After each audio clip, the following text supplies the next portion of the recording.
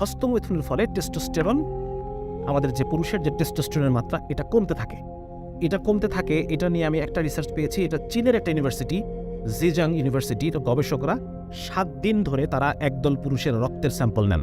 7 দিন ধরে একদল পুরুষের তারা রক্তের স্যাম্পল নেন যারা হস্তমৈথুন থেকে 7 দিন বিরত, 7 দিন তারা হস্তমৈথুন করে নাই। উনি বলতেছেন যে রিসার্চ এরকম আসছে যে প্রথম 1-2 দিন একটু করে টেস্টোস্টেরন বাড়তেছিল, কিন্তু 7 দিনের দিন একদম সাই করে 145% বেড়ে গেছে। মানে প্রথম একদম শুরুতে তাদের যা ছিল, রিসার্চের শুরুতে প্রথম 1-2 দিন অল্প অল্প করে বাড়ছে, কিন্তু 7ম দিনে গিয়ে একবারে পিক 145%। এবং এই রিসার্চটা 2003 সালে।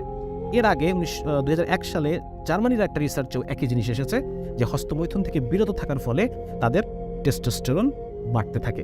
এখানে একটা জিনিস দেখেন যে অধিকাংশ হস্তমৈথুন যারা অ্যাডিক্টেড, পর্ন হস্তমৈথুন এটাকে আপনি সিনোনিম হিসেবে নিতে পারেন। পর্ন এবং হস্তমৈথুনকে আমরা একটা আরেকটার প্রতিশব্দ হিসেবে নিতে পারি। দুইটাকে একটাকে একটা ছাড়া কল্পনা করা যায় না।